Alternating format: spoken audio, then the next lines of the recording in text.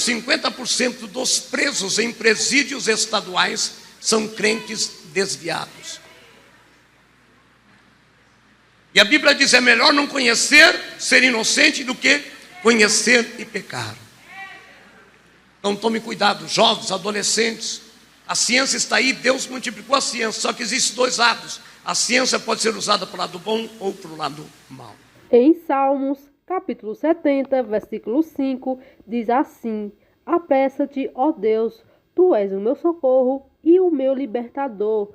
Senhor, não te demores. Paulo descreve uma carta dizendo: estou entristecido, porque Demas me desamparou, amando o presente século, amando o mundo, amando as coisas do mundo. Esqueceu tudo aquilo que eu ensinou e que ele vivenciou comigo.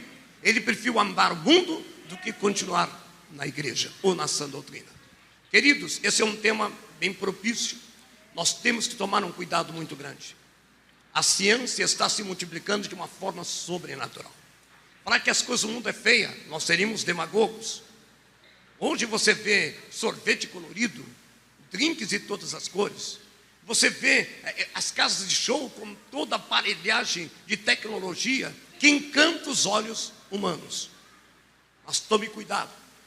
Tudo isso são ferramentas que o inimigo usa para roubar a tua fé e para te tirar da presença de Deus. Uma vez que você dá um passo, dá 2 passos, 3 passos, daqui a pouco, querido, para voltar atrás é difícil. Há uma pesquisa em que diz que 40% ou 50% dos presos em presídios estaduais são crentes desviados. E a Bíblia diz: é melhor não conhecer, ser inocente, do que conhecer e pecar.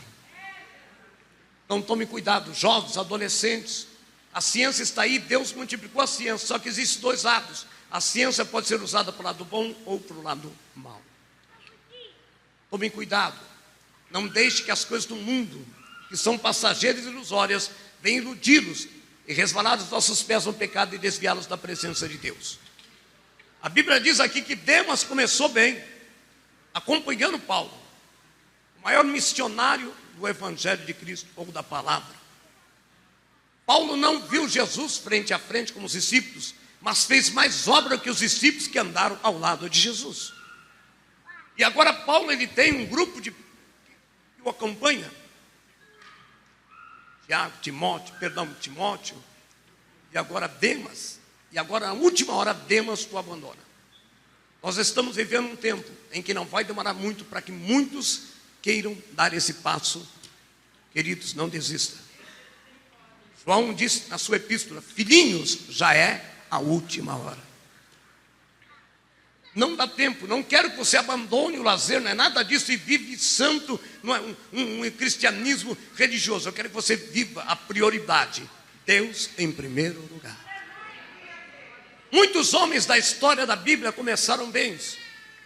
Podemos falar de alguns que passaram aqui, não citando nomes. Quantos passaram pela mocidade, tivemos o privilégio de casar, hoje são pais, são mães, pais, e muitos, hoje alguns são pastores, outros missionários. Mas quantos passaram por aqui e voltaram para trás? Foram como Demas, aprendeu e voltou para trás. Queridos, é enganoso o estado do homem quando ele desvia. A primeira coisa quando acontece com um crente desvia é que tudo aquilo que estava bloqueado por Satanás libera. Dá a impressão que quando o cara estava na igreja, estava pior que lá na fora. Aí fala: poxa, o cara estava na igreja, não aconteceu, agora está no mundo e está crescendo. Cuidado, o diabo faz isso. Mas a Bíblia diz que o estado do homem, quando o espírito encontra um coração limpo, volta 7 espíritos piores. Veja um crente desviado nos primeiros dias. Você vai falar: nossa, pastor, desculpa, o cara estava na igreja, mas não ia nada, agora está no mundo, parece que está tudo certo. É temporário. Depois você olha o estado dele, a Bíblia diz que 7 espíritos piores virão sobre ele. Então, queridos, Deus está falando sobre aquele que começa bem, mas termina melhor. Não é começar, é terminar melhor. Muitos iniciaram essa jornada e hoje já não estão mais aqui. Quero falar também de um homem, não precisa abrir a tua Bíblia, mas rapidinho, vai Juízes, capítulo 16, pode ficar sentadinho mesmo. Juízes 16, versículo 28 a 30. Juízes 16, 28 a 30. A palavra de Deus é santa, eficaz. Juízes 16, 28 a 30. Livro dos Juízes,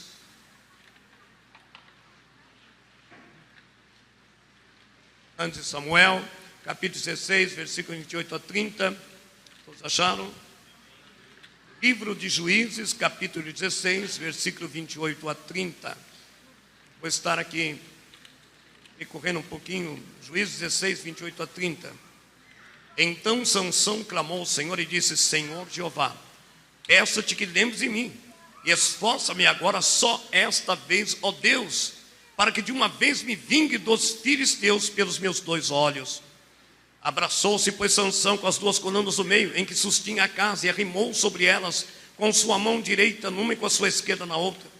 E disse Sansão: morra eu com os filisteus. Inclinou-se com força, e a casa caiu sobre os príncipes, sobre todo o povo que nela havia. E foram mais os mortos que matou na sua morte, dos que o matara em sua vida. Sansão tipifica um homem que começou bem, mas terminou mal.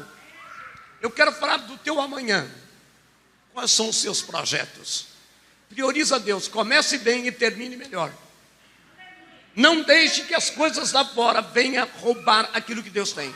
Está difícil, mas está com Jesus. Sem Jesus é impossível.